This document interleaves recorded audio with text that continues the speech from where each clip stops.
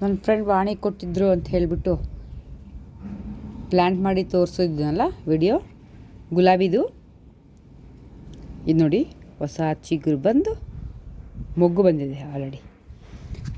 ಇನ್ನು ಇದರಲ್ಲೆಲ್ಲ ಚಿಗುರಿದೆ, but disturb ಮಾಡಿದ್ರೆ ಬಹುಶಃ ಅದು ಬರೋ ಡೌಟು. ಇರೋ ಚಿಗುರನ್ನೆಲ್ಲ ಕಲಿಸ್ತೀರ ಬಿಟ್ಬಿಡಬೇಕು. ಇದು ಕಡ್ಡಿ ದಪ್ಪ ಇರೋದ್ರಿಂದ ಆರಾಮ್ಸೆ ಬಂದ್ಬಿಟ್ಟಿದೆ ನೋಡಿ, ಎಷ್ಟು ಚೆನ್ನಾಗಿದೆ ಮೊಗ್ಗು.